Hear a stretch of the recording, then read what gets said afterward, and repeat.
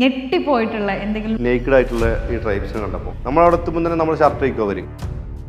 അവർ വികാരത്തിനൊന്നും ഒരു പ്രസക്തി കൊടുക്കില്ല. അവർക്ക് എങ്ങനെയെങ്കിലും ഏറ്റവും വലിയൊരു പ്രശ്നം എന്താണെന്ന് വെച്ച് കഴിഞ്ഞാൽ ഒരു അച്ഛൻ്റെ മകൻ തന്നെ സഹോദരി വിവാഹം കഴിക്കും. പിന്നെ ഒരുപാട് ജനിതക രോഗങ്ങൾ ഇവർക്കുണ്ട്. ഈ ജെൻഡറിലെ ഡിഫറൻസ് അത് നമുക്കുള്ളൂ, അവർക്കതൊന്നും ഇല്ല. കാരണം ഇവർക്ക് എങ്ങനെയെങ്കിലും അപ്പം ഞാൻ അവസാനം മൊസാംബിക്കാണ് എൻ്റെ വണ്ടി നിർത്തി പോകുന്നത്. ഈ വരുന്ന വരവിൽ ബോർഡർ എത്താനായ സമയത്ത് ഗൺ പോയിന്റ് നിർത്തിയിട്ട് വണ്ടിയുള്ള പൈസയും ഫോണും ഒക്കെ എടുത്തുകൊണ്ട് പോയിട്ടുണ്ട്. ഈ സംഭവങ്ങൾ ഇല്ല എന്നുള്ളതുണ്ട്. വാഹനങ്ങൾ കത്തിക്കൊണ്ടിരിക്കുന്ന ഇടയിൽ കൂടെയാണ് നമ്മൾ പോകുന്നത്. ഏറ്റവും അവസാനം ഒരു ആർമിക്കാരുടെ വാഹനം കത്തിച്ചിട്ടുണ്ട്. അവിടെ വെച്ചിട്ട് നമ്മളെല്ലാം തോലുമെന്ന് മനസ്സിലാക്കിയാണ് നേരെ ഡൈവേർട്ട് ചെയ്തൊരു വില്ലേജ് കയറി. ദിൽഷാദ് എന്തായിരുന്നു ആക്ച്വലി ഒരു ഫുൾ ടൈം ട്രാവലർ ആകുന്നതിന് മുമ്പ് ചെയ്തുകൊണ്ടിരുന്നത്? ഒരു 1.5 വർഷം ദുബായിലുണ്ടായിരുന്ന ഒരു റെസ്റ്റോറൻറ്റിൽ വാഷറായിട്ട്, അതായത് ഗ്ലാസും ടേബിൾ തുടയ്ക്കൽ ഈ പരിപാടികളൊക്കെ ആയിട്ട് പണിക്ക് വേണ്ടി ഈ ഗൾഫിലേക്ക് തിരിച്ചു പോകില്ല എന്നുള്ള ദൃഢനിശ്ചയത്തോടു കൂടി തിരിച്ചു വന്നത്. ദിൽഷാദിന്റെ ഏറ്റവും വൈറലായിട്ടുള്ള ഒരു വീഡിയോ ആണ്. അവിടുത്തെ ഒരു സ്കൂളിന് വേണ്ടിയിട്ട് ദിൽഷാദ് പണിത് കൊടുത്തിട്ടുള്ള ഒരു ടാപ്പ്.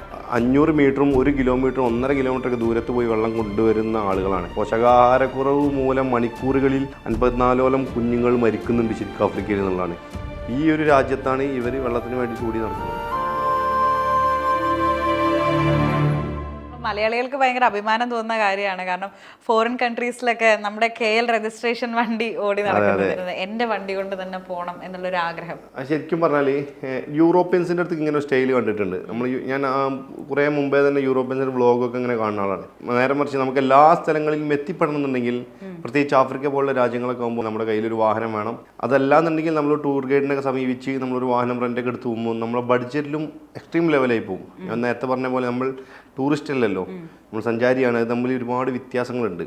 ദിൽഷാദിന്റെ ഏറ്റവും വൈറലായിട്ടുള്ള ഒരു വീഡിയോ ആണ്. അവിടുത്തെ ഒരു സ്കൂളിന് വേണ്ടിയിട്ട് ലൈക്ക് അതിൽ സോഷ്യൽ മീഡിയ ഫാമിലി എന്ന് പറഞ്ഞിട്ടാണ് എഴുതി വെച്ചിട്ടുള്ളത് ദിൽഷാദ്. അപ്പം ദിൽഷാദ് പണിത് കൊടുത്തിട്ടുള്ള ഒരു ടാപ്പ് അല്ലെ, വെള്ളം കുടിക്കാനുള്ള ഒരു ഇത്. അതുപോലെ തന്നെ 13 കിണറുകളും വെച്ച് കൊടുത്തിട്ടുണ്ട്.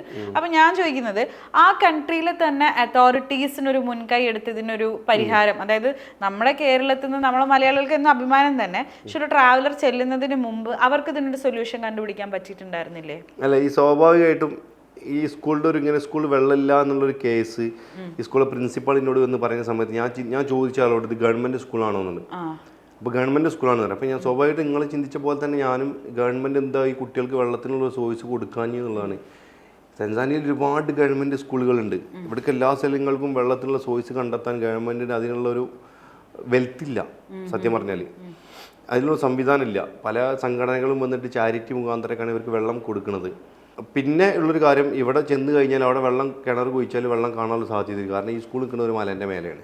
ഇവിടെ നമ്മൾ കിണർ കുഴിച്ചാൽ വെള്ളത്തിൻ്റെ സാധ്യത വളരെ കുറവാണ്. അപ്പോൾ ഈ ചിന്തിച്ച കാര്യം ഞാൻ തന്നെ പലവട്ടം ചിന്തിച്ചിട്ടുണ്ട്. അത് മാത്രമല്ല, കുറേ പേരൊക്കെ ചോദിക്കുന്ന കാര്യമാണ്, നിങ്ങളാണ് കിണർ കുഴിച്ച് കൊടുക്കുന്നുണ്ടെങ്കിൽ കുഴിക്കുന്ന അവർ തന്നെയല്ലേ, അവർ ഇത്ര കാലം എന്തുകൊണ്ട് കുഴിച്ചില്ല എന്നുള്ളത്. അപ്പം സംഭവം നമ്മുടെ വീട്ടിലൊക്കെ കിണറില്ലേ, അത് നമ്മൾ കുഴിച്ചതാ, പണിക്കാരെ വിളിച്ച് ഈ പൈസ കൊടുത്ത്. അതന്നെ ഒരു ഉത്തരം. അവരങ്ങനെ പണിക്കാരെ വിളിക്കാനും ഈ മെറ്റീരിയൽ വാങ്ങാനും കൊടുക്കാനുള്ള പൈസ അവർക്കില്ല. കുറേ ആളുകൾ കമ്മ്യൂണിറ്റി ക്യാമ്പയിനായിട്ട് ഒരു ഗ്രാമത്തിൽ എല്ലാവരും കൂടിയിട്ട് ചിലപ്പോൾ 1-2 കിണർ കുഴിക്കും. ഇവരെ സംബന്ധിച്ചോളം ഒരു 50 വീടുകൾക്ക് ഒരു കിണറുണ്ടെങ്കിൽ ഇവരെ സംബന്ധിച്ചോളം ഇവർ ഭാഗ്യവാന്മാരാണ്. കാരണം ഇവർ 500 മീറ്ററും 1 കിലോമീറ്ററും 1.5 കിലോമീറ്ററൊക്കെ ദൂരത്ത് പോയി വെള്ളം കൊണ്ടുവരുന്ന ആളുകളാണ്. ഇവരുടെ ജീവിതം, അതായത് ഇവരുടെ എത്രയോ തലമുറകൾക്ക് മുമ്പേ തന്നെ അങ്ങനെ ഒരു സംഭവം ഇവരുടെ ജീവിതത്തിൻ്റെ ഡെയിലി റുട്ടീനിലുള്ളതാണ്. അപ്പോൾ നമ്മളൊരു 15 വീടിന് ഒരു കിണർ വെച്ച് തരട്ടെ എന്നൊക്കെ പറയുമ്പോൾ അവരെ കളിയാക്കാമെന്ന് ഇവർ കരുതും. കാരണം നമുക്ക് സങ്കല്പിക്കാൻ പറ്റില്ല. നമ്മളൊരു വീട്ടിലൊരു കിണറാണ്, തൊട്ടപ്പുറത്തെ വീട്ടിലേക്ക് കറണ്ട് പോയാൽ അല്ലെങ്കിൽ ഇവിടെ വെള്ളം ഇല്ലെങ്കിൽ അവിടെ വെള്ളത്തിന് പോകാൻ നമുക്ക് മടിയാണ്. അങ്ങനെ നിൽക്കുന്ന ഒരു കാലഘട്ടത്തിലാണ് ഇപ്പോൾ 2024 ഇപ്പോഴും അവർ 2 കിലോമീറ്റർ അപ്പുറം വെള്ളത്തിന് നടന്നു പോകുന്നത്. അവിടെ വെള്ളം ഇല്ലായിട്ടല്ല ഭൂമിൻ്റെ അടിയിൽ, അവിടെ വെള്ളമുണ്ട്. മഴ പെയ്താൽ നല്ല വെള്ളം കിട്ടുന്ന സ്ഥലം തന്നെയാണ്. എന്നിട്ടും അവർക്ക് കുടിക്കാൻ വെള്ളം ഇല്ലയെന്നുണ്ടെങ്കിൽ അത്രയും അവരുടെ നിസ്സഹായതയാണത്. അവരുടെ ദാരിദ്ര്യം എത്രത്തോളം ഉണ്ടുള്ളതിൻ്റെ ഏറ്റവും വലിയ തെളിവാണത്. അങ്ങനെ നമ്മൾ തന്നെ കൂലി കൊടുത്ത് അവരെ പണിയെടുപ്പിച്ച് എടുക്കുമ്പോൾ അവർക്ക് വെള്ളം കിട്ടുന്നുണ്ട്. ഈ വൈറലായ വീഡിയോ എന്ന് പറയാൻ കാരണം ഈ സ്കൂളിലെ വീഡിയോ ആയതുകൊണ്ട്. കാരണം ഇത്ര കാലം ഈ കുട്ടികൾക്ക് കുടിക്കാൻ വെള്ളമില്ല. അവരുടെ അച്ഛന്മാരും അവരുടെ മുത്തശ്ശന്മാരടക്കം ഈ സ്കൂളിൽ ആരൊക്കെ പഠിച്ചു വളർന്നോ അവർക്കെല്ലാവർക്കും എല്ലാ കാലങ്ങളിലും വെള്ളം ഇതേപോലെ 1.5 കിലോമീറ്റർ അപ്പുറം പോയി കൊണ്ടുവന്നിട്ടുള്ളത്. കുളിക്കലില്ല ഇവർ. കുളിക്കാറ് ചിലപ്പം ഒരു 2 ആഴ്ച കൂടുമ്പോഴൊക്കെ വെള്ളമുള്ള കാലത്താണെങ്കിൽ, മഴയൊക്കെ പെയ്ത് പുഴയിൽ വെള്ളമുള്ള കാലത്താണെങ്കിൽ 2 ആഴ്ച കൂടുമ്പോഴൊക്കെ കുളിക്കും. അതല്ലാതെ ഡെയിലി റുട്ടീനിൽ കുളി എന്ന് പറഞ്ഞ സംഭവമില്ല. വെള്ളം കുടിക്കാനുള്ള വെള്ളം കിട്ടിയാൽ മതിയുള്ളതാണ്. ഇതന്നെ ചിലപ്പം ഒന്നെങ്കിൽ സൾഫർ കലർന്ന വെള്ളമായിരിക്കും, അല്ലെങ്കിൽ ഉപ്പുള്ള വെള്ളമായിരിക്കും, ചളിയുള്ള വെള്ളമായിരിക്കും, അങ്ങനെയൊക്കെ ആയിരിക്കും. പക്ഷെ അവർ എന്നിട്ടും അവർ സർവേ ചെയ്യുന്നുണ്ട്. പോഷകാഹാരക്കുറവ് മൂലം മണിക്കൂറുകളിൽ 54ഓളം കുഞ്ഞുങ്ങൾ മരിക്കുന്നുണ്ട് ശരിക്കും ആഫ്രിക്കയിൽ എന്നുള്ളതാണ് ഇപ്പോഴത്തെ കണക്കനുസരിച്ച്. അത് 184 ഇപ്പം കുറഞ്ഞതാ ശരിക്ക്. ഈ ഒരു രാജ്യത്താണ് ഇവർ വെള്ളത്തിന് വേണ്ടിയിട്ട് ഓടി നടക്കുന്നത്. ദിൽഷാദ് എന്തായിരുന്നു ആക്ച്വലി ഒരു ഫുൾ ടൈം ട്രാവലർ ആകുന്നതിന് മുമ്പ് ചെയ്തുകൊണ്ടിരുന്നത്? ഞാൻ ABT പാർസൽ ലോറിയിൽ ഡ്രൈവറായിരുന്നു കുറേ കാലം. അതിൻ്റെ മുന്നേ ഞാൻ ഒരു 1.5 വർഷം ദുബായിലുണ്ടായിരുന്നു, ഒരു റെസ്റ്റോറൻറ്റിൽ വർക്ക് ചെയ്തിട്ടുണ്ടായിരുന്നു വാഷറായിട്ട്. അതായത് ഗ്ലാസും അടുത്ത ടേബിൾ തുടയ്ക്കൽ ഈ പരിപാടികളൊക്കെ ആയിട്ട് 2016 വരെയൊക്കെ. അതിനുശേഷം നാട്ടിൽ വന്നു, ഹൗസ് ഡ്രൈവറായിട്ട് സൗദിയിൽ പോയി, തിരിച്ചു വന്നു. അതിനുശേഷം നാട്ടിൽ ഡ്രൈവറായിട്ട് പോയി. സൗദിയിൽ നിന്ന് വരുന്ന സമയത്താണ് ശരിക്ക് ഒരു യൂട്യൂബ് ചാനൽ തുടങ്ങണം എന്നുള്ളൊരു സ്വപ്നമാണ്. ഇനി എന്തായാലും പണിക്ക് വേണ്ടി ഈ ഗൾഫിലേക്ക് തിരിച്ചു പോകില്ല എന്നുള്ള ദൃഢനിശ്ചയത്തോടു കൂടി തിരിച്ചു വന്നത്. അങ്ങനെ ഞാനൊരു ബുള്ളറ്റ് വാങ്ങിയിട്ട്, ഈ ആഫ്രിക്കയിൽ പോയ സെയിം ബുള്ളറ്റ്, അത് വാങ്ങിയിട്ട് ഇവിടുന്ന് കാശ്മീർ വരെ പോയി വരുന്നത്. ഈ പോയി വരുന്ന വരവിലാണ് ഞാൻ വ്ളോഗ് ചെയ്യണത്. അത് ഇൻകം ഉണ്ടാക്കാൻ വേണ്ടിയായിരുന്നില്ല, യൂട്യൂബ് ചാനലിനും വേണ്ടിയായിരുന്നില്ല, പക്ഷെ യൂട്യൂബിൽ ഇടാൻ വേണ്ടി. ഈ എൻ്റെ യാത്രകളൊക്കെ എടുത്തു വെക്കാനുള്ള ഒരു സ്ഥലം, നമ്മുടെ മെമ്മറി ഫുള്ളാവാത്തൊരു സ്ഥലം, അങ്ങനെ കരുതിയിട്ട് യൂട്യൂബിൽ ഇട്ടതാ. പക്ഷേ ഇത് നിർഭാഗ്യവശാൽ ഇത് കൊറോണന്റെ സമയത്ത് ഇത് കയറി കത്തി. ധാരാവിയെ കുറിച്ചുള്ളൊരു വീഡിയോ ആയിരുന്നത്. അപ്പോൾ ഈ കൊറോണ സമയത്ത് ധാരാവിയിലാണ് ഏറ്റവും കൂടുതൽ കൊറോണ പടരുന്നുള്ള ന്യൂസ് വന്ന സമയത്ത് എല്ലാവരും അത് സെർച്ച് ചെയ്ത് കാണാൻ തുടങ്ങി. അപ്പോൾ എന്തോ ഒരു കഷ്ടകാലത്തിന് ഇതും എല്ലാവരും കാണാൻ തുടങ്ങി. എനിക്കിങ്ങനെ നോട്ടിഫിക്കേഷൻ വരുന്നു, സബ്സ്ക്രൈബേഴ്സ് കൂടുന്നു. അപ്പോഴും ശരിക്കും എനിക്കിതൊന്നും, ഞാൻ ഈ ഒരു കോമ സ്റ്റേജിലായിരുന്നു. അല്ല, സത്യം പറയാം, ഞാൻ ഇപ്പോഴും എൻ്റെ വീഡിയോ സ്ഥിരമായിട്ട് കാണുന്ന ആളുകൾക്കറിയാം, ഞാൻ ഇന്നേ വരെ സബ്സ്ക്രൈബ് ചെയ്യൂ എന്ന് പറഞ്ഞിട്ടില്ല. പക്ഷെ അതിന് ശേഷമൊക്കെ സത്യം പറഞ്ഞാൽ യൂട്യൂബ് ചാനലായി ക്രിയേറ്റ് ചെയ്യുന്നതൊക്കെ ശരിക്കും ഇൻകം വരാൻ വേണ്ടി തന്നെയാണ്. കാരണം നമുക്ക് ഇതിൽ നിന്ന് കിട്ടുന്ന പൈസ നമുക്ക് യാത്ര ചെയ്യാൻ ഉപകരിക്കുന്നുണ്ടെങ്കിൽ അതിൽ പ്രശ്നമില്ലല്ലോ. അതായത് ഈ യാത്ര ചെയ്യുന്നതിനൊക്കെ നല്ല മാസീവ് കോസ്റ്റ് വരത്തില്ലേ? ട്രാവലേഴ്സ് ആയിട്ടുള്ള വ്ളോഗേഴ്സിന് എനിക്ക് തോന്നുന്നില്ല അവരെ ഇൻകം കിട്ടിയിട്ട് ട്രാവലിനുള്ള എക്സ്പെൻസും കൊടുത്തിട്ട് ബാക്കി ഒരുപാട് സേവിങ്സ് ഉണ്ടാവും എന്നുള്ളത്. അവരുടെ പാഷൻ്റെ പുറത്ത് യാത്ര ചെയ്യുന്ന ആളുകൾ തന്നെയായിരിക്കും. ബാക്കിയുള്ള വ്ളോഗ് ചെയ്യുന്ന ആളുകളെ ഞാൻ കുറ്റം പറയല്ല, ഓരോരുത്തർക്ക് ഓരോ പാഷൻ ഉണ്ടല്ലോ. പിന്നെ എന്നെ സംബന്ധിച്ചോളം എനിക്ക് കുക്കിംഗ് അറിയില്ല. അങ്ങനെയാണ് ഞാൻ അറിയുന്നുണ്ടെങ്കിൽ ഞാൻ അത് ചെയ്തു. കാരണം അതിന് പൈസക്ക് എക്സ്പെൻസ് കുറവാണ് ഇതിലേക്കാളിലും. അങ്ങനെ അല്ലെങ്കിൽ ലൈഫ് സ്റ്റൈൽ വ്ളോഗ് ചെയ്യാൻ എനിക്ക് അറിയില്ല സത്യം പറഞ്ഞാൽ. അത് ഒറ്റ ഫ്ലോപ്പായി പോകും. അങ്ങനെ ഞാൻ അത് ചെയ്യുമായിരുന്നു. ഇതിലേക്കാളിലും ചിലവ് കുറവാണ്. ഇത് നല്ല ഇതിപ്പം സത്യം പറഞ്ഞാൽ ഇപ്രാവശ്യം വണ്ടി എനിക്ക് അയച്ചിട്ട് വണ്ടി യാത്ര തുടങ്ങുന്നതിന് മുമ്പ് തന്നെ 9.5 ലക്ഷം റുപ്യ ചിലവായി വണ്ടി ഖത്തറിൽ ഇറങ്ങുന്ന സമയത്ത്. ഈ സാധനം പിന്നെ ഞാൻ ഓടിയിട്ട് റിക്കവർ ആക്കി എടുത്തിട്ട് വേണം. അപ്പം ഇതൊരു ബിസിനസ്സായി ചിന്തിച്ചാൽ നഷ്ടമായിരിക്കും. ഇപ്പോഴും ശരിക്കും നിങ്ങളെല്ലാ രാജ്യത്തും പോയിട്ട് എന്ത് നേടിയെന്ന് ചോദിച്ചാൽ ചിലപ്പോൾ കുറേ കടം ഉണ്ടെന്ന് പറയും. പക്ഷേ അങ്ങനെ കടങ്ങളില്ല. നമുക്ക് യാത്രയിൽ നിന്ന് കിട്ടിയ കുറേ സൗഹൃദങ്ങൾ, പിന്നെ നമ്മളെ യാത്രക്ക് ഉണ്ടായിട്ട് കുറേ സ്പോൺസേഴ്സ്, ഇവരൊക്കെ സഹകരിച്ചിട്ട് ഇതുവരെ എല്ലാം ഓക്കെ ആയിട്ട് തന്നെ മുന്നോട്ട് പോയിട്ടുണ്ട്. നന്നായിട്ട് മുന്നോട്ട് പോകുന്നതല്ലേ. ഇങ്ങനെയുള്ള സ്ഥലങ്ങളൊക്കെ സഞ്ചരിക്കുമ്പോൾ ദിൽഷാദ് താമസിക്കുന്നത് ദിൽഷാദിന്റെ കാറിൽ തന്നെയാണോ? അതെ, ഒട്ടുമിക്ക സ്ഥലങ്ങളിലും റൂം എടുക്കും. നമ്മളവിടുത്തെ ഏറ്റവും എക്സ്പെൻസീവ് റൂം എടുത്താൽ തന്നെ നാട്ടിലൊരു 500 റുപ്യ വരുള്ളൂ. അത്രേ ഉള്ളൂ. സൗകര്യങ്ങളോ? സൗകര്യങ്ങൾ നാട്ടിലെ സൗകര്യങ്ങൾ എന്ന് പറഞ്ഞാൽ അധികം ഈ ഇത്തരം ഹോട്ടലുകളൊക്കെ ഫോറിനേഴ്സിൻ്റെ ഒക്കെ ആയിരിക്കും. അപ്പം പിന്നെ എന്താണെന്ന് വെച്ച് കഴിഞ്ഞാൽ 2 ടൈപ്പ് ആളുകളാണ് ആഫ്രിക്കയിലുള്ളത്. നല്ല പൈസ ഉള്ള ആളുകളും തീരെ പൈസ ഇല്ലാത്ത പറ്റില്ല ആളുകളും. മിഡിൽ എന്ന് പറഞ്ഞ സംഭവം അവിടെ ഇല്ല. അപ്പോൾ അതുകൊണ്ട് തന്നെ ടൂറിസ്റ്റേഴ്സ് ആയിട്ട് വരുന്ന ആളുകൾ നല്ല പൈസ ഉള്ള ആളുകളാണെന്നുള്ള ധാരണയിൽ അവർ ഈ ഹോട്ടലുകളൊക്കെ ഉണ്ടാക്കുന്നത്. മാക്സിമം പോയാൽ ചിലപ്പം 2000-3000 രൂപയൊക്കെ മാക്സിമം പോയാലും ഒരു ഹോട്ടലിന് വരുള്ളൂ. നമ്മുടെ കൊച്ചിയിൽ സാധാ ഒരു ഹോട്ടലിന് 2000 രൂപ കൊടുക്കണം ഒരു ദിവസത്തേക്ക്. അപ്പോൾ അവിടെ നമ്മൾ ചെന്ന് കഴിഞ്ഞാൽ നമ്മൾ ഓട്ടോമാറ്റിക് ലക്ഷറി ലൈഫായിരിക്കും. പിന്നെ എല്ലാ ദിവസങ്ങളിലും വണ്ടിക്കുള്ളിൽ കടന്നുറങ്ങും. ഒട്ടുമിക്ക സ്ഥലങ്ങളിലും സേഫാണ്. നമ്മൾ വിചാരിക്കുന്ന പോലെ ആഫ്രിക്കയിൽ വന്നു കഴിഞ്ഞാൽ അവർ വേട്ടയാടി ഭക്ഷിക്കുക അങ്ങനത്തെ സംഭവങ്ങളൊന്നും ഇല്ല. മനുഷ്യരെ വളരെ റെയർ കേസുകൾ എവിടെയെങ്കിലും സംഭവിച്ചിട്ടുണ്ടെങ്കിലേ ഉള്ളൂ. അല്ലാത്ത പക്ഷം ഇപ്പോഴൊക്കെ എത്രയോ സേഫാണ്. നമ്മളൊക്കെ നല്ല ബേസിക്കലി എല്ലാ മനുഷ്യന്മാരും പാവങ്ങളാണ്. അവരെ ഈ സാഹചര്യങ്ങൾ കൊണ്ട് നമുക്ക് ഇപ്പോൾ സ്വാഭാവികമായിട്ട് ഇവിടെയും നടക്കുന്നില്ല സംഭവങ്ങൾ. അത്രേ ഉള്ളൂ. ബേസിക്കലി പാവങ്ങളാണ്, സാഹചര്യം കൊണ്ട് മാറിപ്പോകുന്നുള്ളൂ. നമുക്ക് എവിടെയും സേഫായിട്ട് വണ്ടിയിട്ട് കിടന്നുറങ്ങാം. ഒരുപാട് സ്ഥലങ്ങൾ കിടന്നുറങ്ങിയിട്ടുണ്ട്. ഓക്കെ, പക്ഷേ എനിക്ക് തോന്നുന്നു ആഫ്രിക്കൻസ് അല്ലെങ്കിൽ ആഫ്രിക്കൻ രാജ്യങ്ങൾ എന്ന് കേൾക്കുമ്പോൾ സാധാരണക്കാർക്കുള്ളിൽ ഒരു പേടി. കാരണം എപ്പോഴും ആയുധധാരികളായിട്ട് നടക്കുന്ന ആൾക്കാരാണ്, എപ്പോഴും അവരുടെ കയ്യിൽ വെപ്പൺസ് ഉണ്ടാകും. അവിടെ സ്ഥിരമായി ബിസിനസ് ചെയ്യുന്ന ആളുകളൊക്കെ ഇവർ നോട്ടം ഇട്ടിട്ടുണ്ടാവും. ഇതിപ്പോൾ എത്യോപ്യ എന്നല്ല, മൊസാംബിക്കിലായാലും അവിടെ അല്ലെങ്കിൽ നമ്മുടെ കമ്പനിയൊക്കെ എസ്റ്റാബ്ലിഷ് ആയിട്ടുള്ള ഏതെങ്കിലും ഒരു സമ്പന്നനായ ഒരാളെ അല്ലെങ്കിൽ ഒരു ഡോക്ടറെ അല്ലെങ്കിൽ നല്ലൊരു ഉദ്യോഗസ്ഥനായി ജോലി ചെയ്യുന്ന ഒരാളെ ഇവർ നോട്ടിട്ട് വെക്കും. ഇവർ കിഡ്നാപ്പ് ചെയ്തിട്ട് പൈസ ചോദിക്കാൻ ചെയ്യാം. ഇപ്പം ഞാൻ അവസാനം ഒരു മൊസാംബിക്കിലാണ് എൻ്റെ വണ്ടി നിർത്തി പോകുന്നത്. അവിടെ നമ്മൾ ഫിറോസ് ബാബു എന്ന് പറഞ്ഞൊരു മലയാളി ഉണ്ട്. അയാൾ ഞാൻ വരുന്നതിൻ്റെ തലേ ദിവസം സൗത്ത് ആഫ്രിക്കയിൽ നിന്ന് ജോഹന്നസ്ബർഗിൽ നിന്ന് വണ്ടി ഓടിച്ച് വന്നതാണ്. ഈ വരുന്ന വരവിൽ ബോർഡർ എത്താനായ സമയത്ത് ഗൺ പോയിന്റ് നിർത്തിയിട്ട് വണ്ടിയുള്ള പൈസയും അയാളുടെ ഫോണും ഒക്കെ എടുത്തുകൊണ്ട് പോയിട്ടുണ്ട്. ഈ സംഭവങ്ങൾ ഇല്ല എന്നുള്ളത് ഉണ്ട്. അതിന് അതായത് ഇപ്പം ഞാൻ ഈ പറഞ്ഞ തൻസാനിയയിലും കെനിയയിലൊക്കെ വളരെ കുറവായിരിക്കും. എത്യോപ്യയിൽ കുറെ കൂടിയൊക്കെ ഉണ്ട് ഈ ഒരു സംഭവം. ഇപ്പം സ്വന്തമായിട്ട് വാഹനം കൊണ്ടുപോകുക എന്നുള്ളതിന് നമ്മൾ കാണുന്ന പല വ്യൂവേഴ്സിനും അതെങ്ങനെയാണ് അതിന്റെ ഇംപ്ലിക്കേഷൻസ്? നമ്മളൊരു സ്വന്തം പേരുള്ള വണ്ടി ആയിരിക്കണം എന്നുള്ളതാണ് അതിൻ്റെ ഏറ്റവും ആദ്യത്തെ മാനദണ്ഡം എന്ന് പറയുന്നത്.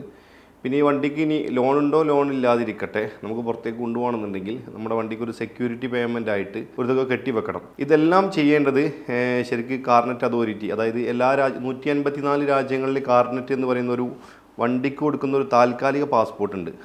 ഒരു കട്ടി കൂടിയ ഒരു മഞ്ഞ പുസ്തകം. ഇതിൽ ഓരോ പേജും ഓരോ രാജ്യത്തിന് എന്ന രീതിയിലാണ് കണക്കാക്കുക. അപ്പോൾ ഓരോ പേജുകൾക്കാണ് ഇതിൻ്റെ പേയ്മെൻറ്റ്. സ്വാഭാവികമായിട്ടും ഒരു 10 പേജുള്ള കാർനെറ്റ് ആണെങ്കിൽ ഏകദേശം ഒരു 1 ലക്ഷം രൂപ ഇതിന് വരും. ഒരു പേജിന് 10,000 രൂപ വെച്ചിട്ട്. പിന്നെ അഡീഷണൽ ഇതിൻ്റെ GST വരും. അങ്ങനെ ഒരു 1.18 നമ്മുടെ ഒരു 10 പേജുള്ള കാർനെറ്റിൻ്റെ വിലയാണ്. അതിന് പുറമെ നമ്മുടെ വണ്ടിക്ക് ഒരു സെക്യൂരിറ്റി കെട്ടി വെക്കണം. നമ്മൾ ഈ രാജ്യത്തു നിന്ന് പുറത്ത് പോയാൽ തിരിച്ചു വരും എന്നുള്ളതിന് ഒരു സെക്യൂരിറ്റി. കാരണം ഈ വാഹനം വേറെ രാജ്യത്ത് കൊണ്ടുപോയി വിൽക്കാൻ പാടില്ല, അവിടെ ഉപേക്ഷിച്ച് പോരാൻ പാടില്ല, തിരിച്ച് കൊണ്ടുപോയ സ്ഥലത്ത് തന്നെ കൊണ്ടുപോകാൻ, അങ്ങനെ ഒരു ധാരണയിലാണ് ഈ ഒരു സാധനം നമുക്ക് തരുന്നത്. നമ്മുടെ ഒരു പേരിലുള്ള അല്ലെങ്കിൽ ഒരു കേരള രജിസ്റ്റേർഡ് വണ്ടി മിഡിൽ ഈസ്റ്റിലൂടെ സഞ്ചരിക്കുക, അല്ലെങ്കിൽ അതുകൊണ്ട് ആഫ്രിക്ക പോവുക, യൂറോപ്പ് പോവുക, അമേരിക്ക വരെ പോകുന്നൊക്കെ നമ്മളൊരു സ്വപ്നങ്ങളാണല്ലോ. അപ്പോൾ ആദ്യത്തെ കാലത്തൊരു പരിപാടി ഈ ബുള്ളറ്റ് എടുത്തിട്ട് ഒരു സൗത്ത് ഏഷ്യൻ ട്രിപ്പ് ഞാൻ പ്ലാൻ ചെയ്തു, ഇന്ത്യ മുതൽ സിംഗപ്പൂർ വരെ. അപ്പം ഈ ഒരു യാത്ര മ്യാൻമർ എത്തിയ സമയത്ത് മ്യാൻമറിൻ്റെ ബോർഡർ ക്ലോസ് ആയി കിടക്കുകയാണ്. ഇവർ കൊറോണയുടെ ഈ ഒരു സീസൺ ആരംഭഘട്ടത്തിൽ ക്ലോസ് ചെയ്തതാണ്. പിന്നെ അവിടെ കുറേ ആഭ്യന്തര കലാപം കാര്യങ്ങളൊക്കെ ആയിട്ട് കുറേ കാലം അത് അടഞ്ഞു തന്നെ കിടന്നു, ഇതുവരെ തുറന്നിട്ടില്ല. അപ്പം അങ്ങനെ ആ ഒരു യാത്ര അവിടെ മുടങ്ങി. പക്ഷേ എനിക്ക് പിന്നെ ഒരു നിർബന്ധമായിരുന്നു ഇനിയൊരു യാത്ര പോവുകയാണെങ്കിൽ ആഫ്രിക്ക പോകണം എന്നുള്ളത്. കാരണം ആളുകൾ തീരെ സജസ്റ്റ് ചെയ്യാത്ത സ്ഥലത്ത് പോകുമ്പോഴാണ് നമുക്ക് കുറച്ചുകൂടി അഡ്വഞ്ചർ കൂടുക, അതേപോലെ എക്സ്പീരിയൻസ് കൂടുക. അങ്ങനെയാണ് ശരിക്കും ഞാൻ ആഫ്രിക്കൻ ട്രിപ്പ് പ്ലാൻ ചെയ്യണത്.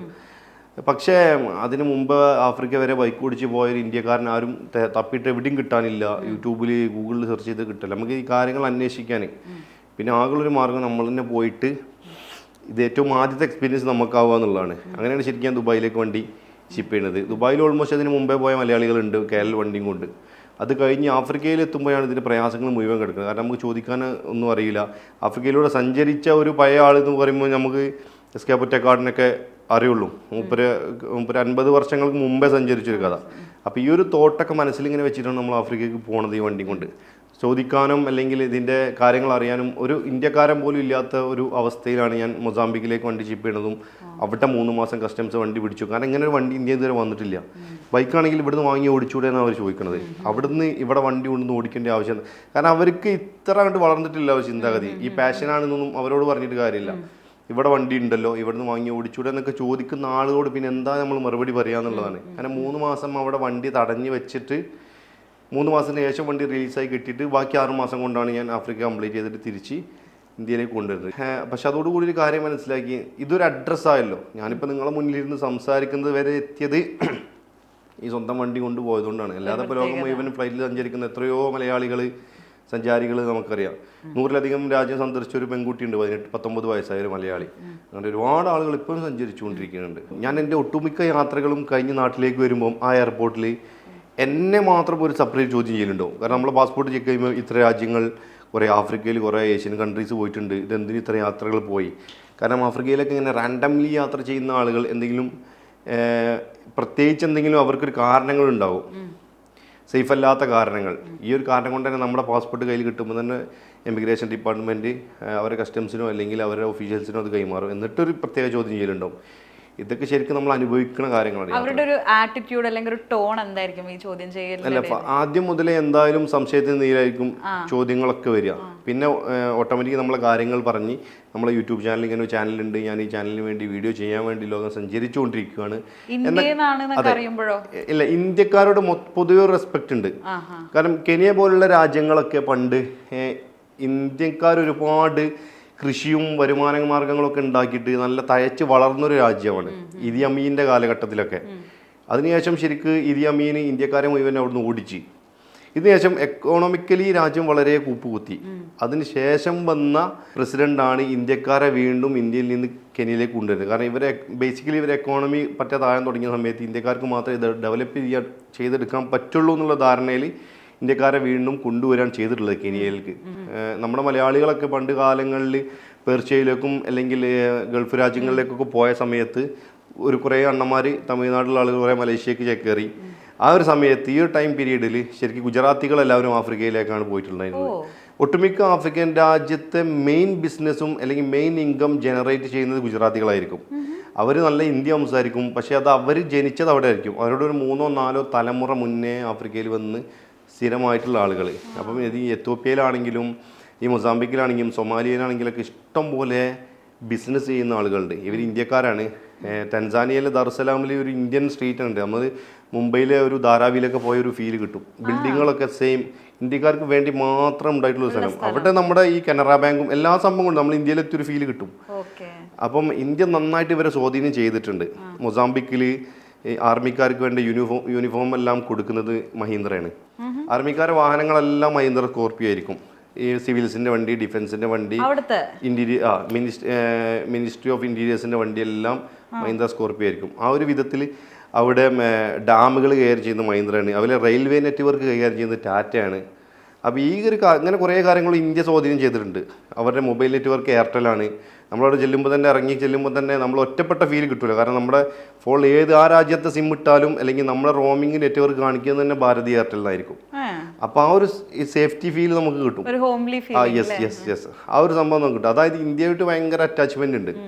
ദിൽഷാദ് യാത്ര ടുഡേ എന്ന് പറയുന്ന ആ ഒരു ബ്രാൻഡ് നെയിം കുറെ ന്യൂസുകളിലും അവിടെ ഇവിടെയൊക്കെ വന്നത് ആഫ്രിക്കയിൽ ഉണ്ടായിട്ടുള്ള അല്ലെ ആ ഒരു കുടിവെള്ള പ്രശ്നം പരിഹരിച്ചിട്ടാണ്. അപ്പൊ ഞാനിപ്പോൾ ദിൽഷാദിനോട് ചോദിക്കുകയാണ്, ആഫ്രിക്ക എന്ന് പറയുന്ന ഒരു കൺട്രി ദിൽഷാദിന്റെ ലൈഫിൽ തിരിച്ച് എത്രത്തോളം ഇൻഫ്ലുവൻസ് ചെയ്തിട്ടുണ്ട്? കുറെ കാര്യങ്ങൾ, കുറെ സംസ്കാരങ്ങൾ ശരിക്കും നമ്മൾ അവർക്ക് പിന്നിലാണ്.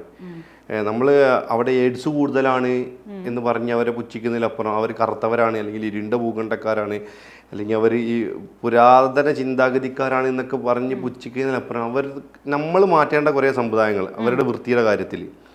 അവർ റോഡിലെവിടെയും നിന്ന് ഈ തുപ്പുക അല്ലെങ്കിൽ മൂത്രമൊഴിക്കുക ഈ സിസ്റ്റം ഒന്നും അവിടെ ഇല്ല. ഇതൊക്കെ നമ്മുടെ നാട്ടിൽ മാത്രം കാണപ്പെടുന്ന സംസ്കാരമാണ്. ഇവരുടെ നാട്ടിൽ അതില്ല ശരിക്കും. സത്യം പറഞ്ഞു കഴിഞ്ഞാൽ കുറേ കാലത്തിൽ അവർ ഒരു ഗസ്റ്റിനെ എങ്ങനെ സ്വാഗതം ചെയ്യുന്നു എന്നുള്ളിടത്താണ് അല്ലെങ്കിൽ എങ്ങനെ പറഞ്ഞയക്കുന്നു എന്നുള്ളിടത്താണ് അവരുടെ സംസ്കാരത്തിൻ്റെ ഒരു വ്യത്യാസം നമുക്ക് മനസ്സിലാക്കാം. അവരുടെ ഹോസ്പിറ്റാലിറ്റി നമ്മൾ ശരിക്കും കടമെടുക്കേണ്ട ഒരു സംഭവം തന്നെയാണ്. ചിലപ്പോൾ കള്ളുകൊണ്ടായിരിക്കും സ്വീകരിക്കുക, പക്ഷെ എന്നിരുന്നാലും അവരുടെ സ്വീകരണം അതൊരു വേറെ തന്നെയാണ്. നമുക്ക് എവിടെ ചെന്നാലും ഈ ഒരു പിന്നെ പ്രത്യേകിച്ച് നമ്മളോട്, കാരണം ഇവരൊട്ടുമിക്ക ആളുകളെയൊക്കെ അവരിലേക്ക് അടുപ്പിക്കില്ല. കാരണം അവർ കറുത്ത വർഗ്ഗമാണെന്നുള്ളൊരു ധാരണ അത് ഒരുപാട് വർഷങ്ങളായിട്ട് അവരുടെ മനസ്സിൽ അടിച്ചമർത്തി കൊടുത്തിട്ടുണ്ട്. അപ്പോൾ നമ്മൾ അവരിലേക്ക് ചെല്ലുമ്പോൾ അവർ കുഞ്ഞുങ്ങളൊക്കെ എടുത്തിട്ട് അവരെ കയ്യിൽ തന്നെ വെക്കും നമ്മൾ എടുക്കാനൊക്കെ ചെല്ലുമ്പോൾ. അപ്പോൾ സ്വാഭാവികമായിട്ടും നമ്മളോട് ഇഷ്ടമില്ലായിട്ടാണോ എന്ന് കരുതും.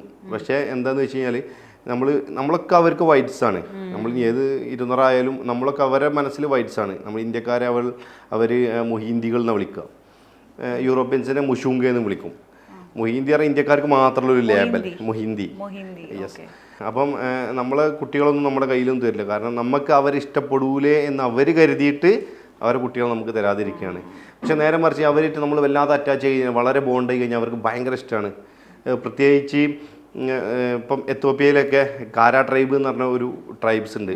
കാര ട്രൈബ്, ബന്ന ട്രൈബ് എന്നൊക്കെ പറഞ്ഞിട്ടുള്ളത്.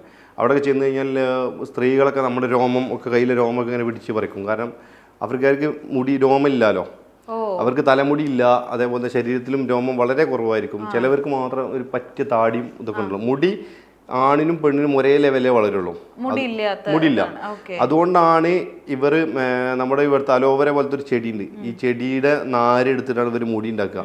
അതുകൊണ്ടാണ് നമ്മൾ ആഫ്രിക്കാരെ മുടിയൊക്കെ ഇങ്ങനെ പ്രത്യേകിച്ച് കെട്ടാക്കി, അതൊക്കെ എല്ലാ മുടിയും ആർട്ടിഫിഷ്യൽ മുടിയാണ്. അതുകൊണ്ടാണ് അവർ ഇഷ്ടമുള്ള എല്ലാ മാസവും മോഡലിനെ മാറ്റിക്കൊണ്ടിരിക്കും. അത് ഒറിജിനൽ മുടിയല്ല. നമ്മൾ വിചാരിക്കും ആഫ്രിക്കക്കാരെന്തെല്ലാവരും ഇതേ ഒരു സ്റ്റൈൽ ഇങ്ങനെ ഫോളോ ചെയ്യും. അതെ, അത് അവരുടെ മുടിയല്ല ശരിക്കും. അവർക്ക് ചെറിയൊരു കുറ്റി മുടിയാണല്ലോ, ആണിനും പെണ്ണിനും ഒരേപോലെ മുടി ഉണ്ടാവുള്ളൂ. പിന്നെ അവർ ഈ ഒരു ചെടി അവിടുത്തെ വലിയൊരു വരുമാന കൃഷിയാണ്. എല്ലാ ചെറിയ ചെറിയ ഗ്രാമങ്ങളിലും ഒക്കെ ഇതുണ്ടാവും. ഈ ചെറിയ മുടി വെച്ച് കൊടുക്കുന്ന സ്ഥലങ്ങൾ, മുടി തുന്നി പിടിപ്പിക്കുന്ന ബ്യൂട്ടി പാർലറുകൾ, ചെറിയ മറൊക്കെ വലിച്ചിട്ടിട്ട് ബ്യൂട്ടി പാർലർ എന്നായിരിക്കും പേര്, പക്ഷെ ഒരു മറൊക്കെ കെട്ടിയിട്ട് അതിൻ്റെ ഉള്ളിൽ ഈ മുടി ഇങ്ങനെ തുന്നി പിടിപ്പിച്ച് കൊടുക്കുന്ന കുറേ പെണ്ണുങ്ങളുണ്ടാവും. അപ്പോൾ ഇവരെ മുടി വെക്കുക എന്നുള്ളത് വലിയൊരു ബിസിനസ്സാണ് ശരിക്കും. ആഫ്രിക്കയിലേക്ക് മുടി കയറ്റിയേക്കുന്നത് ബിസിനസ്സാക്കിയ കുറേ ഇന്ത്യക്കാരുണ്ട്. എസ്പെഷ്യലി മലയാളികൾ തന്നെ ഉണ്ട്. അത് ശരി. ഈ കാര ട്രൈബിൽ തന്നെ ഞാൻ പോയ സമയത്ത് അവർ ഹാഫ് നേക്കഡ് ആയിരിക്കും, അവർ വിവസ്ത്രരായിരിക്കും. അതായത് നമ്മുടെ അരയുടെ താഴേക്ക് മാത്രം ഒരു ചെറിയൊരു പോർഷൻ മാത്രം അവർ ഡ്രസ്സിങ് ഉള്ളൂ,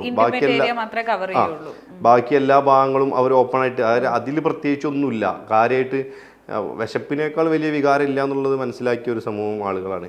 അപ്പോൾ അവർക്ക് നമ്മൾ ഇന്ത്യ എന്ന് പറഞ്ഞു കൊടുത്തിട്ട് ഇത് രാജ്യം മനസ്സിലാവണില്ല ശരിക്കും. അവർക്ക് ആകെ അവർ ഇന്ത്യയെ മനസ്സിലാക്കിയത്, എന്നോട് പറഞ്ഞത് ഇവിടെ കുറച്ച് വർഷങ്ങൾക്ക് മുമ്പ് ഇവിടെ ഇന്ത്യയിൽ നിന്ന് നല്ല ആരോഗ്യമുള്ള വെളുത്തൊരാൾ വന്നിട്ടുണ്ടായിരുന്നു എന്ന് പറഞ്ഞു. അപ്പോൾ ഞാൻ ചോദിച്ചത് ആരാ എന്ന് ചോദിച്ചപ്പോൾ തൊട്ടപ്പുള്ള വേറെ ഗൈഡ്, ഈ ഒരു യൂറോപ്യൻസുമായിട്ട് വന്നൊരു ഗൈഡിനോട് ചോദിച്ചപ്പോൾ പറഞ്ഞു സൽമാൻ ഖാൻ. സൽമാൻ ഖാൻ അതവരെല്ലാവരും നോട്ട് ചെയ്ത് വെച്ചിട്ടുണ്ട്. ഈ സൽമാൻ ഖാൻ വന്നപ്പോഴാണ് ശരിക്കും ഇന്ത്യയിലുള്ള രാജ്യത്തെ കുറിച്ച് ഈ ട്രൈബ്സ് അറിയുന്നത് കേട്ടോ, പൊതുവെ ഉള്ളതല്ല. ഈ ട്രൈബ്സ് എന്ന് പറഞ്ഞു കഴിഞ്ഞാൽ അവരുടെ കയ്യിൽ ആയുധങ്ങളും തോക്കും ഇതൊക്കെ ചൂണ്ടിയിട്ട് AK-47 തോളിട്ടിട്ട് ഇങ്ങനെ നടക്കുക ഫുൾ ടൈം. ഹദ്സ ട്രൈബ് അവർ വളരെ പ്രാചീന കാലത്തുള്ള രീതികളാണ് അവർ ഇന്നും ഫോളോ ചെയ്യുന്നത് എന്ന് നമ്മൾ കേട്ടിട്ടുണ്ട്, കണ്ടിട്ടുണ്ട്. അപ്പം ഇതൊക്കെ നേരിൽ പോയി കണ്ട് അനുഭവിച്ച ഒരു ട്രാവലർ എന്നുള്ള രീതിയിൽ അത് എത്രത്തോളം എക്സൈറ്റിംഗ് ആയിരുന്നു? ഹദ്സ ട്രൈബിനെ ഞാൻ 2 പ്രാവശ്യം വിസിറ്റ് ചെയ്തിട്ടുണ്ട്. ആദ്യത്തെ പ്രാവശ്യം ബൈക്കിൽ പോയ സമയത്താണ് ഞാൻ വിസിറ്റ് ചെയ്യുന്നത്. അപ്പം ഈ ഒരു സൗണ്ട്, ബുള്ളറ്റ് ആണല്ലോ, ഈ ഒരു സൗണ്ട് ഉണ്ടാക്കി പോകുന്ന സാധനം ഇങ്ങനെ ഒരു മുതൽ അവർ ആദ്യമായിട്ട് കാണുക ബൈക്ക്. അതിൻ്റെ ഉള്ളിൽ ഏറ്റവും ഉള്ളിൽ റിമോട്ട് വില്ലേജിലാണ് ചെല്ലുന്നത്. ഈ സമയത്ത് ഇവർ അമ്പൊക്കെ എടുത്തിട്ട് നിൽക്കുക, നമ്മളെ വാമ്പു ബോയ്സ് ഫിലിമൊക്കെ ഇല്ലേ, ഈ ഒരു ടൈപ്പ് സാധനം ഇവർ അമ്പൊക്കെ എടുത്തിട്ട് ഇങ്ങനെ, അങ്ങനെയാണ് ഈ ബുള്ളറ്റിനെ നല്ല ഇറച്ചിയുള്ള ഒരു സാധനമായിട്ടാണ് ഇവരിങ്ങനെ കാണുന്നത്. ഇവർക്ക് പുറം ലോകമായിട്ട് യാതൊരു ബന്ധവും. അവർ ഉൾക്കാട്ടിലായിരിക്കും താമസിക്കുക. ഇവർ ശരിക്ക് ഒരുപാട് വർഷങ്ങൾക്ക് മുമ്പേ കാട്ടിൽ മാത്രം താമസിക്കുന്ന ആളുകൾ. ഒരുപാട് വർഷങ്ങൾക്ക് മുമ്പേ സൗത്ത് സുഡാൻ ഭാഗത്തുള്ള ആളുകളായിരുന്നു. ഇവരിങ്ങനെ ഈ വെള്ളവും അതേപോലെ മൃഗങ്ങളുമുള്ള മേച്ചിൽപ്പുറങ്ങൾ തേടി ഓരോ രാജ്യങ്ങൾ, ഇവർക്ക് രാജ്യങ്ങളുടെ ബോർഡറുകൾ വിഷയമല്ല, ഇവരും മസായികളും ഇവരിങ്ങനെ മൃഗങ്ങളെ തേടി ഇങ്ങനെ നടന്നുകൊണ്ടിരിക്കും. അങ്ങനെ ഇപ്പോൾ ഇവരുള്ളത് ശരിക്ക് തൻസാനിയയിലെ അറൂഷയിൽ കരാട്ടു എന്ന് പറഞ്ഞ സ്ഥലത്ത്, അവിടെ ഒരു നദീ തീരത്താണ് ഇവരെല്ലാവരും സെറ്റിലായിട്ടുള്ളത്. പക്ഷേ ഒരു 1600ഓളം മെമ്പേഴ്സ് മാത്രമേ ഇപ്പോൾ ഉള്ളൂ. 2.5 ലക്ഷത്തോളം മെമ്പേഴ്സൊക്കെ ഉണ്ടായിരുന്നു ഇവരുടെ ഒരു ഇതിൽ ഒരു 10 വർഷം മുമ്പേ. ഇവരുടെ കമ്മ്യൂണിറ്റിയിലെ ഏറ്റവും വലിയൊരു പ്രശ്നം എന്താണെന്ന് വെച്ച് കഴിഞ്ഞാൽ ഇവർ സഹോദരൻ, അതായത് ഒരു അച്ഛൻ്റെ മകൻ തന്നെ സഹോദരൻ നേരെ സഹോദരിയെ വിവാഹം കഴിക്കും. അപ്പം അതുകൊണ്ട് തന്നെ അതിൽ ആ ഒരു ബന്ധത്തിൽ ഉണ്ടാകുന്ന ബന്ധങ്ങളുള്ളതുകൊണ്ട് തന്നെ ഒരുപാട് ജനിതക രോഗങ്ങൾ ഇവർക്കുണ്ട്. ഇതുവരെ മനസ്സിലാക്കിയിട്ടില്ല ഇതുവരെ. അതുകൊണ്ട് തന്നെ അവർ വലിയ പ്രായമാവേണ്ടി മുന്നേ എല്ലാവരും മരിച്ചു പോവുകയാണ്. അപ്പോൾ ഇങ്ങനെ ശരിക്കും ഈ ഒരു 2.5 ലക്ഷത്തോളം ഉണ്ടായിരുന്ന കമ്മ്യൂണിറ്റി കുറഞ്ഞിട്ടാണ് ഈ 1600ഓളം വരുന്ന ഹഡ്സാബെ എന്ന് പറയുന്ന ചെറിയൊരു ഗോത്രമായി മാറിയത്. ശരിക്കും അതൊരു കമ്പൈൻ ആയിട്ടുള്ള കുറച്ചു ഗോത്രങ്ങളുണ്ട് അവിടെ. ഹഡ്സാബെ, ബ്ലാക്ക് സ്മിത്ത്, നത്തോഗ എന്ന് പറഞ്ഞിട്ട്. ഇത് ഒരു ഗോത്രത്തെ ആശ്രയിച്ചായിരിക്കും മറ്റൊരു ഗോത്രം. അതായത് ഈ ഹഡ്സാബകൾക്ക് ഈ വേട്ടയാടാനുള്ള ഹമ്പൊക്കെ ഉണ്ടാക്കി കൊടുക്കുന്നത് ബ്ലാക്ക് സ്മിത്ത് എന്ന് പറഞ്ഞ ട്രൈബാണ്. ഇവരാണ് ശരിക്കും കൊല്ലന്മാർ. ഇവരാണ് അമ്പുകൾ ഉണ്ടാക്കി കൊടുക്കുന്നത്. ഈ അമ്പിന് ആവശ്യമായിട്ട് വിഷങ്ങൾ, അതായത് ഈ വിഷം പരട്ടും അമ്പിൻ്റെ തലയിൽ, എന്നിട്ടാണ് മൃഗങ്ങളെ വേട്ടയാടുക. ഈ വിഷം ഉൽപ്പാദിപ്പിക്കുന്നത് ഇവർ തന്നെയാണ്. ഇവർ കാട്ടിൽ പോയിട്ട് ഒരു ചെടിയില്ല, അതിൻ്റെ പേര് ഞാൻ മറന്നുപോയി. ആ ചെടി ഇവർ വെള്ളത്തിലിട്ട് തിളപ്പിച്ച് ചൂടാക്കുമ്പോൾ അതിന് മേലെ ഗ്ലൂ പോലെ ഒരു പശ പോലത്തെ ഒരു സാധനം ഉണ്ടാവും. ഇത് ശരിക്കും വിഷമാണ്. ഇത് ഈ ഹഡ്സാബ് തരുന്ന അമ്പിൻ്റെ പുറകിൽ മുകളിൽ പരട്ടിയിട്ടാണ് സീബ്രയൊക്കെ വേട്ടയാടുക. ഇവർ അമ്പ് ചെയ്യുക. 20 മിനിറ്റ് കൊണ്ട് ഈ ബ്ലഡ് കോട്ടായിട്ട് ഈ സാധനം ഡെയ്യാവും. വലിയ ഗെയിംസിനൊക്കെ മാത്രം ഉപയോഗിക്കുന്ന സാധനമാണ്. അപ്പോൾ ഇവരുടെ കയ്യിൽ ഒരുപാട് ഐറ്റംസ് ആണ്. ഈ പക്ഷികളെ പിടിക്കാനുള്ളൊരു അമ്പ്, പിന്നെ കുരങ്ങനെ പിടിക്കാനുള്ളൊരു അമ്പ്. കുരങ്ങനൊക്കെ ആണെങ്കിൽ നമ്മൾ ഉള്ളിലേക്ക് പോയാലും വലിച്ചൂരാൻ പറ്റാത്ത ഒരു ആരോ പോലത്തെ ഒരു അമ്പ് ഉണ്ടാവും. കാരണം ഈ കുരങ്ങൻ ഭയങ്കര ക്ലവറാന്ന് അവർ പറയാം. കുരങ്ങൻ ഇപ്പോൾ വലിച്ചൂരും അമ്പ് ചെയ്താലും. അപ്പോൾ ഊരാൻ പറ്റാത്തൊരു സാധനം അവർ ഉണ്ടാക്കി വെച്ചിട്ടുണ്ട് ഇവർ. അപ്പം അങ്ങനത്തെ കുറേ സംഭവങ്ങൾ ഇവരെ കയ്യിലുണ്ടാവും. ഇപ്പം കുറേയൊക്കെ ഇങ്ങനെ സഞ്ചാരികൾ വരുമ്പോൾ കാണിച്ചു കൊടുക്കാനായിട്ട് സാധനങ്ങൾ അവർ സെപ്പറേറ്റ് എടുത്ത് വെച്ചിട്ടുണ്ട്. എന്നാലും അവരുടെ ജീവിത രീതി, അവർ മരങ്ങളിൽ വലിയ പൊത്തുകൾ ഉണ്ടാക്കിയിട്ട് താമസിക്കും. പകൽ സമയങ്ങളിൽ സ്ത്രീകളെല്ലാവരും കൂടി ഒരു ഭാഗത്തിരിക്കും. ആ സമയത്ത് ഈ ആണുങ്ങളെല്ലാവരും വേട്ടയ്ക്ക് പോകും. വേട്ടയ്ക്ക് ഒരാണിന് 2 നായകൾ എന്ന രീതിയിൽ വേട്ടനായകൾ ഉണ്ടാവും. അതായത് ഒരു 10 പേരുള്ള ഒരു ആണുങ്ങളുടെ ഒരു സംഘമാണെങ്കിൽ ഒരു 20 വേട്ടനായകളുണ്ടാവും ഇവർക്ക്. ഈ വേട്ടനായകൾ ഇവരെ വേട്ട ആരംഭിക്കുമ്പോൾ ഇവർ കാട്ടിലേക്ക് പോയിട്ട് അവിടെ സിഗ്നൽ കൊടുക്കുമ്പോൾ ആണ് ഇവർ ആ ഭാഗത്തേക്ക് ചെന്നിട്ട് ഈ സാധനത്തിനെ പിടിച്ചുകൊണ്ട് വരുന്നത്. ഹൈനയെ അല്ലാത്ത എല്ലാ മൃഗങ്ങളെയും ഇവർ ഭക്ഷിക്കും, പച്ചയോടെ ഭക്ഷിക്കും. കുക്കി എന്ന് പറഞ്ഞാൽ വേറെ സാധനങ്ങളൊന്നും ചേർക്കൊന്നുമില്ല. തീ വെച്ചിട്ട് അതിലിട്ട് ഇത് കരിക്കുക, ചുടുക. അങ്ങനെയാണ് ഇവർ ഇത് കഴിച്ചുകൊണ്ടിരിക്കുക. ഹൈനയെ ഇവരെന്താണ് ഭക്ഷിക്കാത്തതെന്ന് വെച്ച് കഴിഞ്ഞാൽ ഇവരുടെ ഗോത്രത്തിലെ ഒരു വിശ്വാസം അനുസരിച്ച് ഇവരുടെ ഗോത്രത്തിൽ ആരെങ്കിലും മരിച്ചു കഴിഞ്ഞാൽ ഈ ജഡം ഇവർ കാട്ടിൽ കൊണ്ടുപോയി അങ്ങനെ വെക്കുക ചെയ്യാം. ഇത് ഹൈന വന്നിട്ട് ഭക്ഷിക്കും ഈ ഒരു ജഡം. അതുകൊണ്ടാണ് ഇവർ ഹൈനയെ ഭക്ഷിക്കാത്തത്. അല്ലാന്നുണ്ടെങ്കിൽ ഇവരെല്ലാ മൃഗങ്ങളെയും ഭക്ഷിക്കും. ഇപ്പം കുറേ ട്രൈബ്സിന്റെ കാര്യം പറഞ്ഞു, അവരുടെ പല ട്രഡീഷൻസിനെ പറ്റി പറഞ്ഞു. ദിൽഷാദ് ഭയങ്കര ഞെട്ടിപ്പോയിട്ടുള്ള എന്തെങ്കിലും ട്രഡീഷൻ ഫോളോ ആദ്യമായിട്ട് ഈ നേക്കഡ് ആയിട്ടുള്ള ഈ ട്രൈബ്സിനെ കണ്ടപ്പോൾ സ്വാഭാവികമായിട്ട് നമ്മൾ നെട്ടുമല്ലോ. കാരണം ആഫ്രിക്കയിൽ ഇത്തരം ആളുകളിൽ നമ്മൾ മുമ്പൊക്കെ കേട്ടിട്ടേ ഉള്ളൂ. ഇത് നമ്മൾ റിയലായിട്ട്, അതായത് മുർസി ട്രൈബ്, കാര ട്രൈബ്, ബന്ന ട്രൈബ് എന്ന് പറഞ്ഞ കുറേ ട്രൈബുകളുണ്ട്.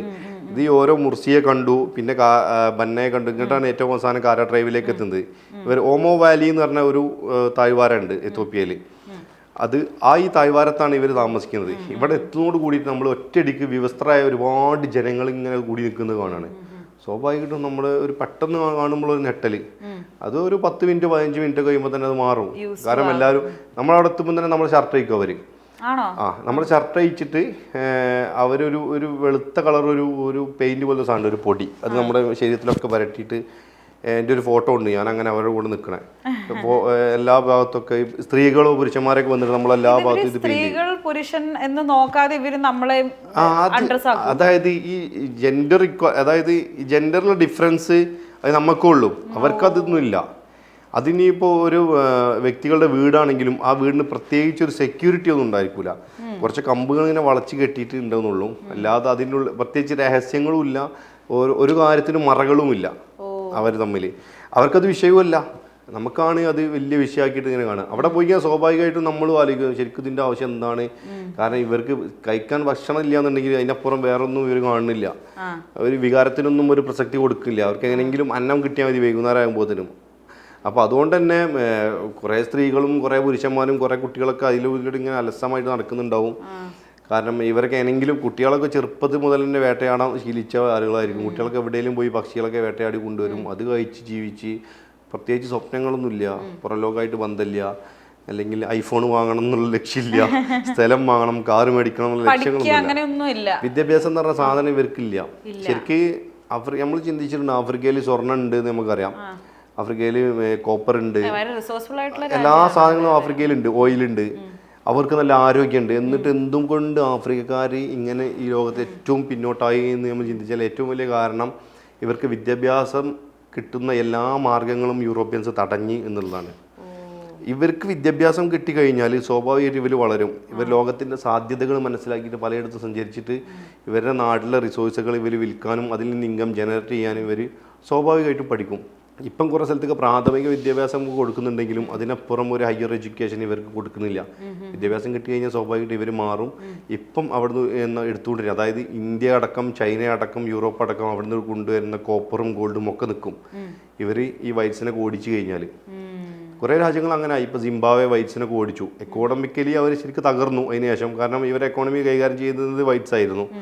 ഓടിച്ചോടുകൂടി തകർന്നു. നമ്മളൊക്കെ പണ്ട് ചെറുപ്പകാലത്തൊക്കെ സിംബാബ്വെ ക്രിക്കറ്റിലൊക്കെ കേട്ടിട്ടുണ്ട്. ഇപ്പോൾ സിംബാബ്വെ കേൾക്കാൻ പോലും ഇല്ല. അതുകൊണ്ട് ഇവർ തകർന്നു. ഒരുപാട് രാജ്യങ്ങൾ, നൈജർ, മാലി, ഇവരൊക്കെ ഇപ്പോൾ വൈറ്റ്സിന് ഓടിച്ചിട്ട് അവർ മാത്രം സ്വയം ശരിയായി വരും, ഭാവിയിൽ ഭരിക്കാൻ തുടങ്ങി. അതുപോലെ തന്നെ ദിൽഷാദ് കെന്യയിൽ ട്രാവൽ ചെയ്തുകൊണ്ടിരിക്കുന്ന സമയത്താണ് അവിടെ സിവിൽ വാർ നടക്കുന്നത് അല്ലേ? കെനിയയിൽ ഇറങ്ങിയ സമയത്ത് ശരിക്കും അവിടെ നമ്മൾ ഇവിടുത്തെ ഗൂഗിൾ പേ പോലൊരു സാധനം അവിടെ ഉണ്ട്, എംപേസ എന്ന് അതിന് പറയാം. ഇതിന് പെട്ടെന്ന് ഗവൺമെൻറ് ടാക്സ് ഏർപ്പെടുത്തി. അപ്പോൾ ഇതിൽ പ്രതിഷേധിച്ചിട്ടാണ് കെനിയയിൽ സിവിൽ വാർ നടക്കുന്നത്. എന്നിട്ട് സിവിൽ വാർ ആർക്കെതിരെ? ഈ പോണ സാധാരണ ജനങ്ങൾക്കെതിരെ. വാഹനങ്ങൾ കത്തിക്കുന്നു, ആളുകൾക്ക് നേരെ, ഗണ്ണുള്ള ആളുകളൊക്കെ റോട്ടിലേക്ക് ഇറങ്ങിയിട്ട് ആർക്കെങ്കിലുമൊക്കെ നേരെ വെടിയുതിർക്കുക. അങ്ങനെ വയലൻസ് ഉണ്ടാക്കുമ്പോൾ ഗവൺമെൻറ് ഇതിൽ ഇടപെടും. അങ്ങനെ ഈ ഒരു സംഭവം പരിഹരിക്കും എന്നുള്ളൊരു ധാരണയിലാണ് ഒട്ടുമിക്ക രാജ്യങ്ങളും ഇതൊക്കെ തന്നെ നടക്കുന്നത്. അതിൻ്റെ ഇടയിൽ പെട്ടു എന്ന് വെച്ചാൽ വാഹനങ്ങൾ കത്തിക്കൊണ്ടിരിക്കുന്ന ഇടയിൽ കൂടെയാണ് നമ്മൾ പോകുന്നത്. കുറേ സ്ഥലത്ത് ആളുകൾ, നമ്മൾ ടൂറിസ്റ്റേഴ്സ് ആയതുകൊണ്ട് കുറേ ആളുകൾ പറയും അങ്ങോട്ട് പോകേണ്ട ആൾ, അപ്പോൾ നമ്മൾ ഡൈവേർട്ട് ചെയ്തിട്ട് വില്ലേജിൽ കൂടെ പോകും. പിന്നെ വന്ന് ചാടുന്നത് ഈ മെയിൻ റോഡിൽ തന്നെയാണ്. നമ്മൾ ഓരോ പോയിന്റിലും പൈസ കൊടുത്ത് അതായത് ഈ പയ്യന്മാരാണ് വയലൻസ് ഉണ്ടാക്കുന്നത്. അവർക്ക് പൈസ കൊടുത്തിട്ട് ഞാൻ ഫ്രണ്ടിലേക്ക് പോയത്. ഏറ്റവും അവസാനം ഒരു ആർമിക്കാരുടെ വാഹനം കത്തിച്ചിട്ടുണ്ട് ഇവർ അവിടെ വെച്ചിട്ട്. പിന്നെ ആർമിക്കാർക്ക് വരെ കത്തിച്ചിട്ടുണ്ടെങ്കിൽ പിന്നെ നമ്മളെല്ലാം തോലുമെന്ന് മനസ്സിലാക്കിയാണ്ട് നേരെ ഡൈവേർട്ട് ചെയ്തൊരു വില്ലേജ് കയറി. ആ വില്ലേജിൽ അന്നേ ദിവസം രാത്രി താമസിക്കുന്നത്. അവിടെ ആണ് നമ്മുടെ ആദ്യത്തെ കിണറും. അവിടെ ചെന്ന് കഴിയുമ്പോഴാണ് ഈ കുടിവെള്ള പ്രശ്നം സെയിം അവിടെ നടക്കുന്നുണ്ട്. അങ്ങനെ അവിടെ നമ്മൾ തന്നെ ഒരു ദിവസം ഏതായാലും അവിടെ വെറുതെ നിൽക്കുകയാണ്, നമ്മൾ തന്നെ ഇറങ്ങിയിട്ട് അവിടെ ഈ ഒരു കിണർ നമ്മൾ തന്നെ ഈ കേരള സ്റ്റൈലിൽ ഒരു കിണർ കുഴിച്ചിട്ട് കൊടുക്കുകയാണ് ചെയ്തിട്ടുണ്ട്. അതായിരുന്നു ശരിക്കും നമ്മുടെ ആദ്യത്തെ കിണർ കെനിയയിൽ, മൊംബാസയിൽ. അത് ആക്സിഡൻ്റലി സംഭവിച്ചൊരു കാര്യമാണ്. പക്ഷെ അതൊരു നല്ലൊരു ആരംഭമായിരുന്നു. എല്ലാം അതിനുശേഷമാണ് ഈ 13 കിണറുകൾ വരെ എത്തി നിൽക്കും. 13 ഏകദേശം 30 കിണർ വരെ കംപ്ലീറ്റ് ചെയ്തു. 13 കിണർ കംപ്ലീറ്റ് ആയി. ഓൾറൈറ്റ്. അപ്പം എന്തായാലും യാത്രകളൊക്കെ അങ്ങനെ പോട്ടെ Dilshad. Thank you so much ഇവിടെ വന്ന് നമ്മളോടൊപ്പം ഇത്രയും വിശേഷങ്ങളൊക്കെ പങ്കുവെച്ചതിൽ. അപ്പോൾ യാത്രകൾ തുടർന്നുകൊണ്ടേ ഇരിക്കട്ടെ. Thank you.